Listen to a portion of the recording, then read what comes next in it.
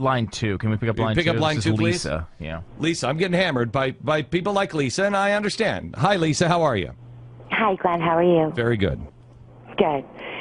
Okay.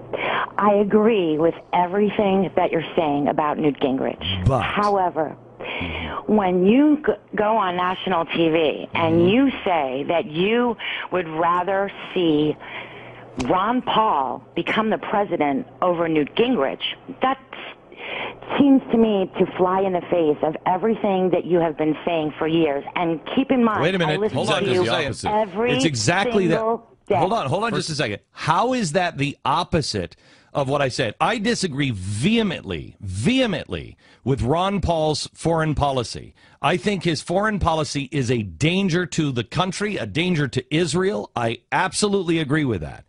But I agree with Ron Paul economically, his small government, and everything else. How is and his constitutional adherence? So how is this?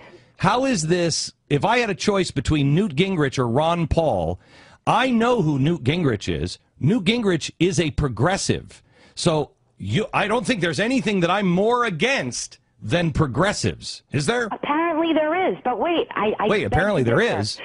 Yes, because, Glenn, if we have to ask ourselves, we already have large government. We're beyond No, Lisa, you don't. Wait, let me just ask you this question. If we have to make a choice between a conservative progressive on national issues... There's no such thing as a conservative progressive.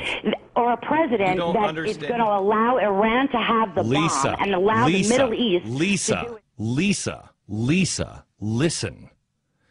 You don't understand where we are. You're only saying the Middle East, and that is true.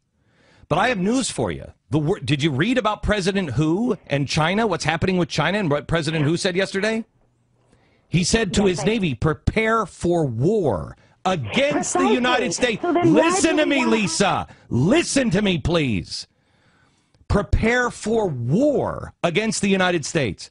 Now, you can say all you want about Ron Paul, but I'm telling you right now that you have another progressive. What you're about to go into is a severe, significant depression. What happens when the world... Look at World War I. The United States stood off on the periphery for a while, and the whole damn war was orchestrated. The same way with World War II. There were things that we did or didn't do in all countries that built that thing up. So you can see them coming every time. But what happens? In each world war, the world is completely redesigned. Completely redesigned. Now, I have news for you. I am not going to live in a world that has been completely redesigned and re-engineered by a group of progressives, Fabian socialists, fascists, and communists. I'm not going to live in that world. You don't survive in that world. Period. But what's the alternative? The alternative is freedom and don't count people out. The freedom factor is kind of an important thing. You'll be enslaved by a giant government. You're not talking, when I talk about progressives, remember, progressives, the whole idea was to have fascism. Fascism, if you're on the right, left is communism. That's why you have Barack Obama running with all the communists. And I'm telling you, you will have a fascist state if you allow economic conditions, if you allow this, if you allow the end game to be played the way it was set up back with Theodore Roosevelt, Woodrow Wilson, and all the rest of them. If you have an end game played and a progressive in office, you will either have a communism or totalitarianism of some sort.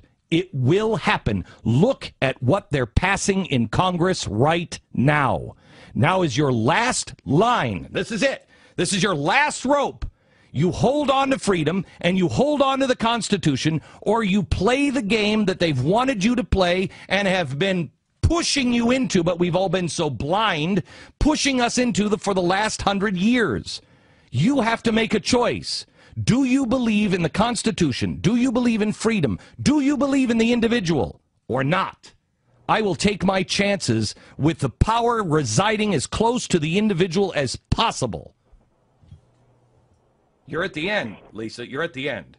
Which do you Even choose? if that means Iran gets the bomb, that's okay.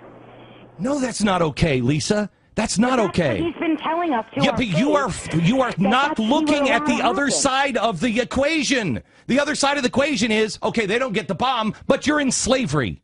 You have lost the Constitution. Which do you choose? Well, I don't know, Glenn. I'd rather Israel and the United States exist than not exist. So you're talking about, you're not understanding what he said. Well, you're going to lose America from the inside, as opposed to losing it from you have a the fighting outside. Lisa, you have a fighting chance if man is free and you have the Constitution. So what? We lose Washington.